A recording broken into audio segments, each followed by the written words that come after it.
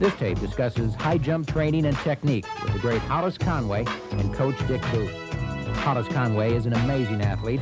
He's considered relatively small in stature at 6 feet and a half inch tall and weighing only 145 pounds. He has modest speed at 10.8 in the 100 meters and an average vertical jump of 31 inches. How can this man consistently jump 22 inches over his head? This video will demonstrate the mechanics and training that have led to Hollis Conway's success. He is an Olympic silver medalist, American record holder, Grand Prix high jump champion, and TAC champion. Testimony of his superb technique and training regimen. Dick Booth, Hollis Conway's coach, is the most successful jump coach in the United States. He has coached world record holders and American record holders in both the triple jump and high jump. Here are Hollis Conway and Dick Booth presenting world-class high jumping.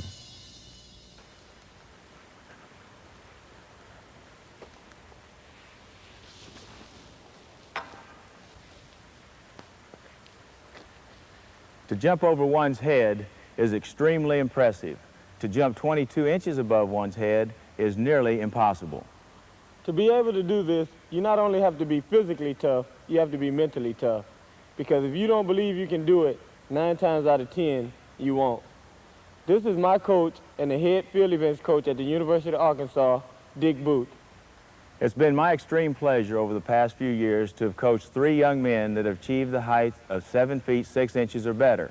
The best one of those is standing right here, Hollis Conway, the current American record holder, both indoors and out, and the current silver medalist in the '88 Olympics for the United States. Hollis has jumped this 22 inches above his head.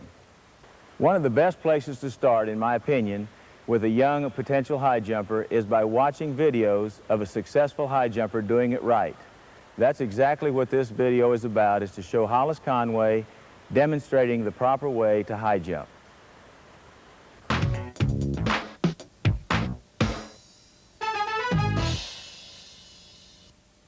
Pre-season is our next session. This will be the next 8 weeks of our training cycle.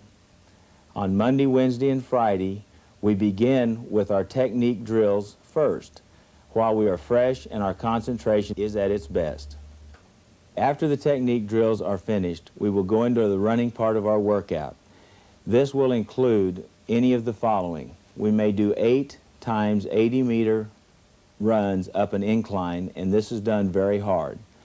Or we may do 6 200s, 28-second pace with 4 to 5 minute recovery, also done with a very strong attention paid to the recovery. We do not allow the recovery time to lengthen. We also can do 8 150s at 18-second pace with a 3-minute recovery.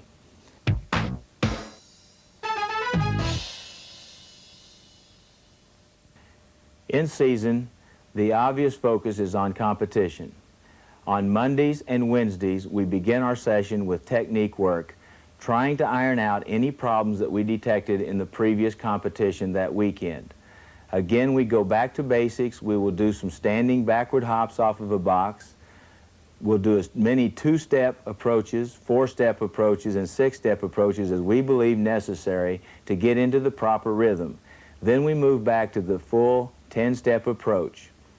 At this point, we always emphasize speed, rhythm, consistency, and vertical transition. We may jump 4 times 6 inches above the personal best off of a 6-inch box from 4 strides out to finish up this workout.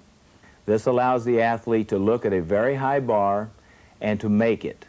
He will sprint off the box with perfect technique, quick leg drive, quick arm action, and have time to spend over the bar to get the timing down and to feel good about what he's doing in the air. Okay, that's excellent. Now what you work on when you jump off a box like this is purely your over-the-bar technique.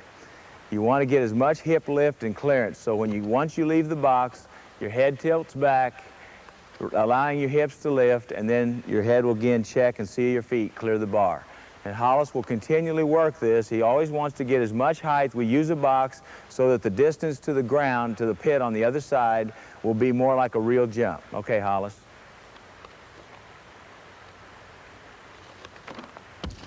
Okay, that time Hollis did a typical mistake of jumping into the bar instead of up first. Okay, let's take one more. Okay, concentrate on going up first. It's an explosion straight up. You release at the top and collect yourself just before you hit the pit. Okay, Hollis. All right, that's excellent. That's a super job. All right, the next thing we move to is a two-step takeoff, which emphasizes arm drive and speed off the ground. All right, the next drill is going to be a two-step jump drill. And in this drill, Hollis will simply attempt to have as much speed into the takeoff with a very vigorous arm punch. Okay, Hollis.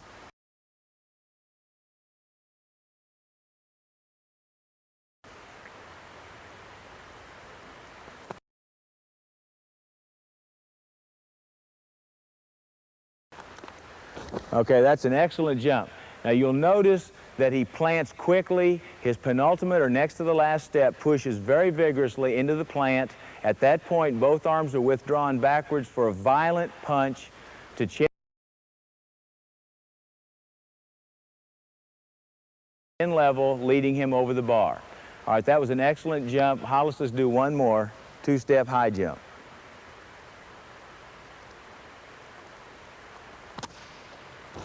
All right, that's very good. All right, after we've gotten comfortable and established a good two-step jump, we will move back to a four-step approach, which obviously adds more momentum to the jump and is the exact dimensions of the curve that Hollis will run. He runs 6 steps on a straightaway and 4 on the curve. We're now working on the entire curve portion of the jump.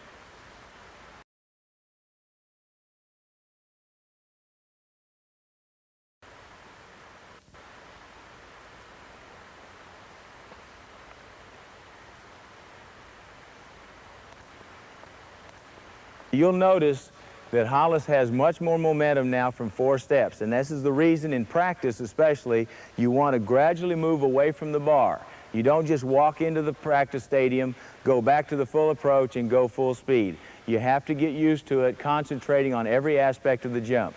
The acceleration through the curve, the good penultimate stride pushing strongly onto the plant step, which is a hammer type plant step. It goes down so that you go up.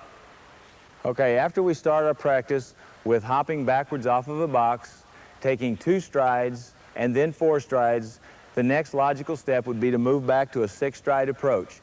Now this will allow Hollis to put 2 straightforward strides going in to the 4 on the curve.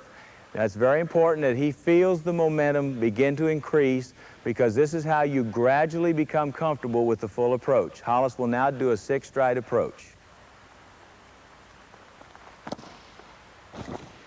All right, that's excellent. Now that's exactly what we're looking for, momentum through the curve. It's not a sudden thing. You gradually work your way back away from the bar so that you feel comfortable with it. It does not intimidate you to run faster.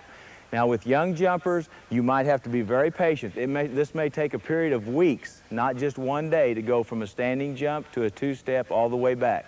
So be patient, but be persistent.